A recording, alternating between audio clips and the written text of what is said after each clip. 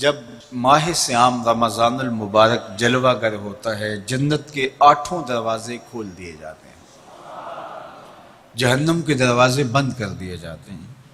اور شیاطین جکڑ دیے جاتے ہیں۔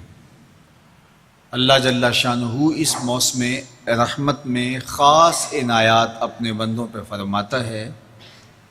ایک نفل ادا کرنے سے فرض ادا کرنے کا ثواب ملتا ہے اور ایک فرض ادا کرنے سے 70 فرائض ادا کرنے کا ثواب ملتا ہے۔ اسی طرح راہ خدا میں 1 روپیہ دو گے تو 70 روپے خرچ کرنے کا ثواب ملے گا۔ اسی طرح باقی نیکیاں بھی جتنی بھی ہم کرتے ہیں، وہ ایک نیکی کریں گے تو 70 گنا اجر ماہ صیام میں ہمیں نصیب ہوتا ہے۔ اس لیے اہل ایمان کا یہ طریقہ ہے کہ وہ اس مہینے میں کثرت کے ساتھ تلاوت کرتے ہیں، کیونکہ ایک مرتبہ اگر قرآن مجید پڑھ لیا تو 70 مرتبہ قرآن مجید پڑھنے کا ثواب نصیب ہوا۔ ماہ صیام میں چونکہ شیطان بندھا ہوا ہوتا ہے تو ہم اپنے آپ کو نیکی کی طرف اگر لانا چاہیں تو اتنی رکاوٹیں نہیں ہوتی جتنی عام دنوں میں ہوتی ہیں، لیکن اس کے باوجود بہت سارے لوگ ہیں جو رات کو بڑا پکا ارادہ کر کے سوتے ہیں کہ میں صبح وقت پہ اٹھوں گا اور نوافل بھی پڑھوں گا اور نماز بھی ادا کروں گا، لیکن جب صبح ہوتی ہے تو انہیں یا تو جاگ نہیں آتی یا نیند سے بیدار ہو جاتے ہیں، بستر سے اٹھا نہیں جاتا۔ جبکہ وہی شخص انہوں نے صبح سبزی منڈی جانا ہو تو چھلانگ لگا کے اٹھتے ہیں اور سبزی منڈی پہنچتے بھی ہیں۔ سستی، طبیعت کا کسل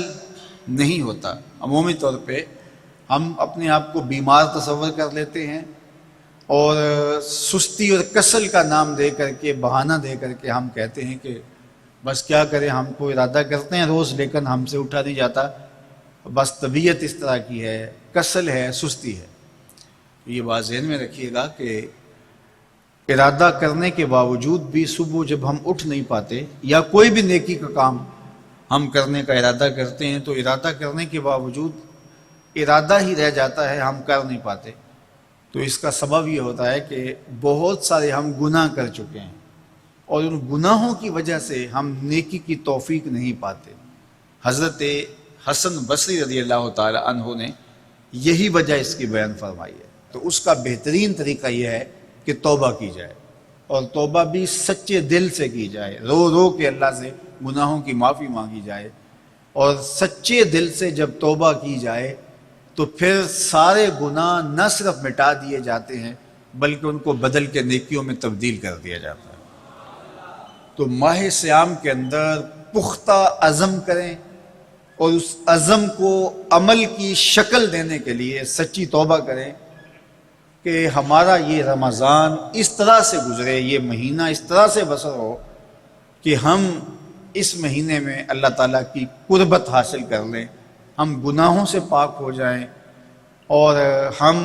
جو ثمرات ہیں، جو فوائد ہیں اس مہینے کے، وہ ہم سمیٹ سکیں۔ تو یہ وہ مہینہ ہے جس کے انتظار میں میرے اور آپ کے آقا و مولا اپنی آنکھیں لگائے ہوتے تھے اور دن گن گن کے وقت گزارتے تھے کہ ماہ صیام آ رہا ہے۔ تو اس مہینے کا عزت کے ساتھ، تکریم کے ساتھ، اعزاز کے ساتھ استقبال کرو اور اس کو پلکوں پہ بٹھاؤ، اس کو دل پہ بٹھاؤ۔ اس مہینے کی تکریم یہ ہے کہ اس میں ہر برا کام چھوڑ دیا جائے۔ اگر کوئی شخص برا کام نہیں چھوڑتا اور روزے رکھتا ہے تو میرے اور آپ کے آقا و مولا کا ایک فرمان سن لیجئے، من لم یدع قول الزور والعمل بہ فلیس للہ حاجۃ فی ان یدع طعامہ و شرابہ۔ فرمایا کہ جو جھوٹ اور برے کام نہیں چھوڑتا اس کے بھوکا اور پیاسا رہنے کی اللہ کو کوئی ضرورت نہیں ہے۔ تو روزہ خوراک بچاؤ مہم نہیں ہے جو چلائی جاتی ہے،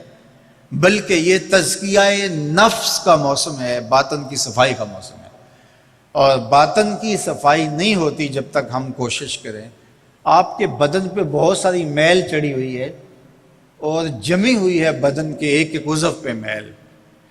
تو آپ پانی میں چھلانگ لگا کے باہر بھی آ جاتے ہیں تو میل نہیں اترتی، چلو کچھ نہ کچھ فرق تو ضرور پڑ جاتا ہے، لیکن میل نہیں اترے گی۔ میل کب اترے گی؟ جب آپ اپنے بدن کو مل مل کے اس کے اوپر صابون لگا کر کے اچھی طرح سے اس کو جب اتاریں گے محنت کوشش سے، تو پھر آپ کا بدن مہک جائے گا، ہلکا پھلکا ہو جائے گا، میل اتر جائے گی۔ یہ موسم رحمت ہے، اللہ کی رحمتوں کا می برسے گا، اس سے کچھ نہ کچھ فائدہ تو ہوگا ہی، لیکن حقیقی فائدہ وہی حاصل کرے گا جو اپنے گناہوں کو مل مل کے دھوئے گا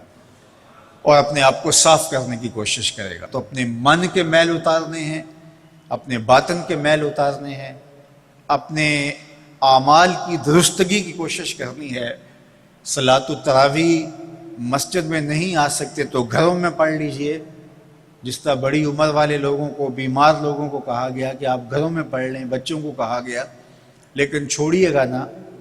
یہ رمضان المبارک کا خاص عمل ہے۔ آج کل دین بیزار طبقہ مختلف جگہوں پہ بیٹھ کے مسجد پر، مدرسے پر، تراویح پر،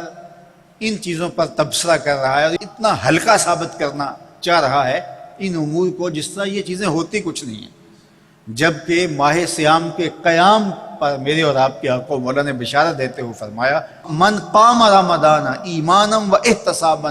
غفر لہ ما تقدم من ذنبہ، جس نے رمضان المبارک کی راتوں میں قیام کیا ایمان اور محاسبہ نفس کے ساتھ، اللہ اس کے پچھلے سارے گناہ معاف فرما دیتا ہے۔ یہ بہت بڑی دولت ہے، تو اس دولت کو ضرور سمیٹیے گا، ضرور حاصل کیجئے گا، من کی ستھرائی، عفت اور پاکیزگی کا سامان کیجئے گا۔ اللہ آپ سب کو اپنی امان میں، اپنی حفاظتوں کے حصار میں رکھے۔